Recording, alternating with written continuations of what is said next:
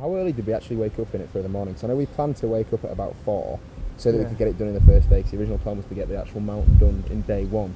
Just looking back at it, was optimistic. Optimistic think, at best. Yeah, no, it was optimistic. I'd say I woke up at about 4 o'clock, I think. Did you actually get up at 4 o'clock? Yeah, I got up at 4, maybe half 4, yeah. Shit, so it was my poor wake-ups that let us down then, because we set off at about 8. No, we set off just before 7, I think. Which is a pretty decent time, I'd say, to start. It's not bad. To say we've had 3-4 months of waking up literally, I don't know about you, but waking up at like past midday for me, going straight into a 7 o'clock wake. Before me, I was waking up at like 12, 1, 2, 3 o'clock in the afternoon, all right. so I think it was a good wake up for me. The drive down was alright. I think we did make good time. Very good time for the first. We just were never going to really be able to make the first mountain the first day, but we stopped off, we got some good shots, didn't we? There was a nice road, wasn't there? It was really straight.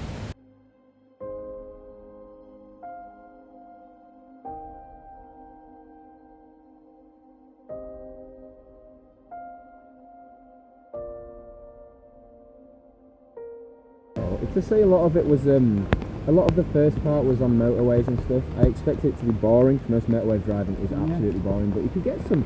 Yeah, it wasn't too bad. We drove past all the locks when we got into Scotland, which was quite nice. Yeah, Loch Lomond was the nicest. That was really nice to drive past. And then when we got there, it fucking took us ages not to find the bottom of the mountain. Driving around for a while, we didn't even know which one was the actual mountain. It was so cloudy and foggy. It didn't look foggy, but it cut off like half the mountain because the clouds were pretty low. Yeah, we got there, it was pretty clear, but then as soon as we woke up, for like 20 minutes we were like, oh, that's quite nice, it's pretty.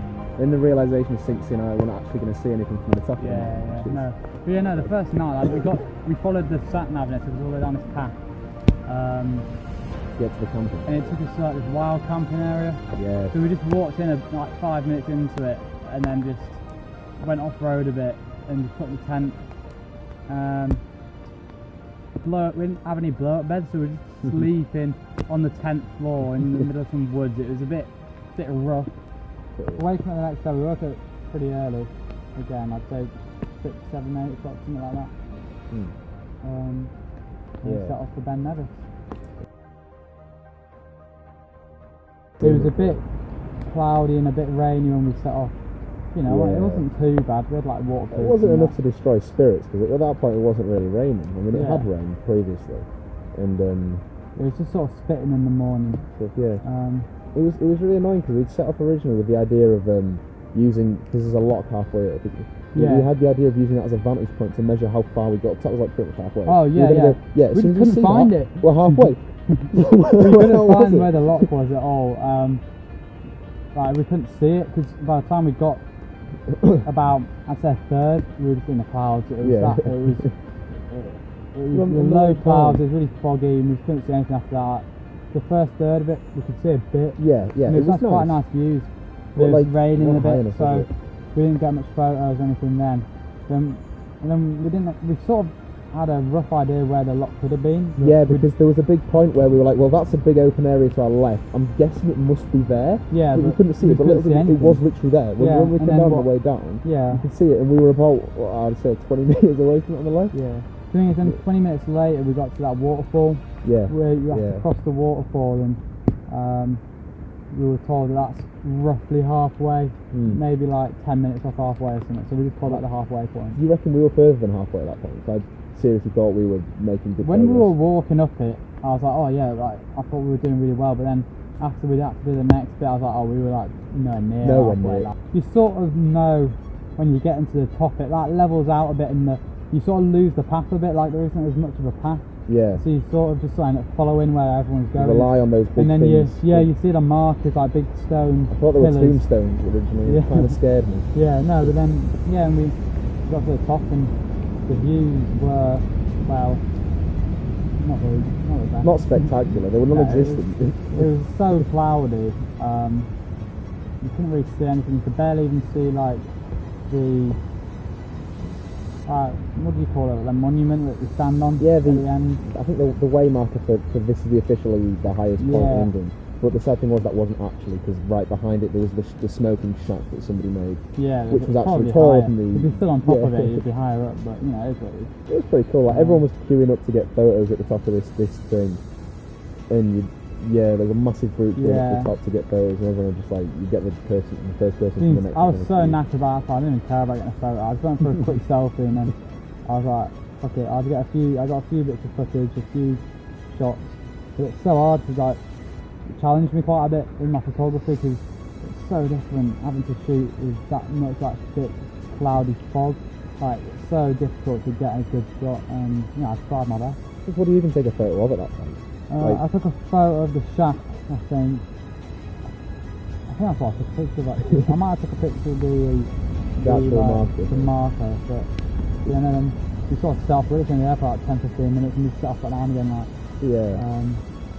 Because we were intending on driving all the way down to Scarfell when we got down, which again was probably a bit optimistic. The entire weekend was summed up with optimistic. Going down Ben Nevis, we just it was alright. It was a lot easier. I think we did it a lot quicker as well. It probably took us about 4 or 5 hours to get 3 hours to get down. Oh, we paced it on the way down. It was quite nice. When we got down to near where the lock was, where we couldn't see it before, it completely cleared up, and we saw it on the way down, and it was roughly where we thought it was. But we didn't realise how close it was. Like it was so close. Yeah, it was like so close. We thought like it was ages away, but no, it was like well close. Yeah, everyone talks about how pretty the lock was as well. Like I assumed there'd be trees. No, it was literally just mountains. It looked just like a bit of water. A bit of water. It looked like a puddle. It was alright, but the view would have been nice from there. And we did get a little flash of the view down the bit a little bit higher than we had been before previously. And then we had to go pack up the tent. We just shoved everything as much into the tent bag as possible, wrapped up the tent, and just threw it in the back of the car. Yes, literally. Every bit of there was every shortcut that could have possibly been taken with the tent was taken. The pegs. I think we sacrificed at this point. We decided the boot was going to be the dumping ground for anything that had dirt or water on it. Definitely. So there could be anything growing in my boot right now because the amount of damp and moist it's been in it. It was rotten. Yeah, it wasn't nice. Then we set off. We had a hostel bus because Age found the hostel bus, sat nav to the different routes. We got to the hostel, had a nice night's sleep.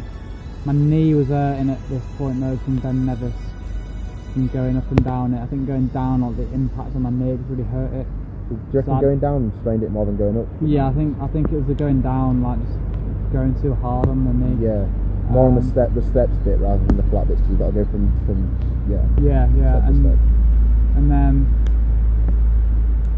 so we set off from the youth hostel, and I was like, in my mind I was like, I'm going to do Scarfell and see how it is after that. We drive down for Scarfell. It was way longer than we thought. We get there at about 5 o'clock-ish, set up the tent. 6 o'clock. Yeah, I said 6 o'clock-ish we got there maybe. Sets up the tent. We did the blurt beds, so we had a nice blurt bed to sleep on that night. And we put it all in the tent, and then try to imagine we were in any other campsite, in any other field than the one we were in. It's barely even a campsite, just a soggy field. We set off at about 7 o'clock for Scarfell. Not the next morning either. Oh no, the same night, 7 p.m. We didn't have sat nav because we had no data, so we just tried to get there. We got there about 7:30, set off just after 7:30. Fucking at the start, it just got so steep so quick. Oh, rotten. I was knackered so early on, you just go straight into it. It didn't ease you in at all. Whereas we had to cross this rough waterfall river stream thing. It was actually a fast one. It was decently deep as well, up to knee height. You had to parkour across these rocks to get across it to go up. And there was 7 peaks as well. There was loads of different paths going off. You could have followed it up, and if we'd done any of these wrong and got to the top of the mountain and read the little plaque that was congratulations, you've reached the top of not Scarfell Pike, I'd just call it a day with them. Oh yeah, definitely. But yeah, it was. I think the fact that we got rejuvenised by the staying in a hostel with an actual bed with a shower. I think that boosted us a bit for that night, for that day climbing Scarfell. We abused the shower. We had one on the night we got there, one straight away when we got up. That definitely did a bit of work with the heated shower. We went on for another 40 minutes, an hour or something, and then we met this guy coming down, and spirits were low, weren't they? Oh, spirits were low, and we asked him how long. I was expecting to be another 2 hours at this point, and he goes, "Oh no, there's only 50 minutes left, lads. You'll be fine." And I'd say it was pretty accurate. I think it probably took us maybe an hour and 20 max. But we had a few breaks, so I think 50 minutes was probably alright. If we kept walking the entire time, we would have had 50 minutes. But choose breaks. The thing is that the higher we, after about half an hour after that, the path goes really sketchy. Oh, like rough. You can't see it, and like you don't know where it to go. Oh, you go literally up a rock face, there was a route on the sat nav actually, wasn't there? Yeah, Google Maps. There was a path going up, so we had to recheck all the time. We kind of knew which way to go a bit, and then by the time we got to the top, it just got really dark really quickly. I mean, this was nearly 10 o'clock before we were on the really windy as well. It was like it had saved up all the wind from the entire day and then just blasted it with it all. So windy, I could barely stand up. The footage I got was pretty bad because it was so dark and just cloudy. And I think we went to the clouds really early as well. Yeah, it was earlier than the other one. We went about 30 minutes, 40 minutes, and we were already in the clouds. We got about 200 metre heights before we couldn't see anything. And then we just sort of set off back down like after 5 minutes. And then we had one head torch between us, and we put that on. And at the time we were like, oh, this isn't bad at all. Then it got really dark. You could barely see the path. We had one torch between us. The markers were like absolutely we could barely even see the markers because it was so cloudy. And then we were setting off down, and it was so much harder than going up, I'd say. Slippy. We nearly fell a couple of times on this one. It was slippy from the rain because like the rain had increased. Yeah. You couldn't see anything. Like I felt sorry for you because like with the headlight in front of me. Like you like, I had to see and then like try and remember what I was seeing so I could get down. It was alright, but my knee just took so much impact going down. No, I couldn't. I don't think by the time we'd gotten down, I decided I couldn't do Snowdon. And then we saw the rescue team at the bottom as well. Yeah, meeting the rescue team. Interesting. Yeah, so 3 lads roughly our age, I think. Going to uni the next year, yeah. They decided they wanted to do the 3 peaks as well, and this was their second. They started with Snowdon, moved on to Scarfell. Yeah. And they just got lost. Got really lost up at the top, and they'd called up, but then found their way down. And then got didn't down tell to the anyone. Campsite. Yeah, told no one. They told them the next morning, so all night there was like 6, 7, 8 swimming. I swear, rescue teams. Heli went out as well. Yeah, and then like the day before as well that we got there, the St Bernard's dog. Yeah. That had to get carried down by like 16 people. And that was on BBC News, national news as well. So Scarfell was having quite a bit of an eventful weekend for it. Scarfell had a bit of a busy weekend, but yeah, no, we got to the bottom. We spoke to the rescue team. They were. I thought they were there for us. We both thought they were there for us for a second. Like parents had just got worried and called, but nah, it was chill. And then we got back to the campsite. It was like 1:30 at this point. We went straight to bed, and then waking up, we just decided not to go to Snowdon. My knee was too much in pain, and yeah, we decided to set off, but we eventually didn't stop there.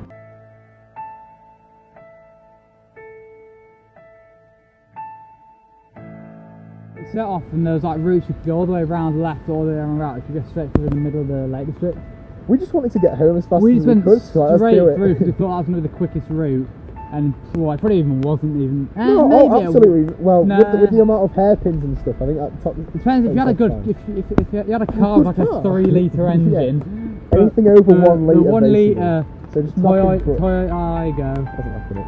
With all the camping in weekend like climbing gear in the back, like weighing it down. The fact we were had in a lot of first gear wear and going about 5 miles per hour. It was the like engine smelled like burnt toast, and we broke down. We broke down at one point. I don't think you could call most of it a road. It was more like a stream because the water was so. Oh yeah, it was so rainy as well. It was basically we were driving through a river, a shallow river. We were driving through a river. It was and like sketchy. And there was no barriers. Like it's the road and then mountain going up and then mountain going down. So it's like if you slip or skid or anything, it wasn't just straight up. It was straight and curvy. Yeah, it was basically. Then there was bits to go down and back up again. So like if you skidded.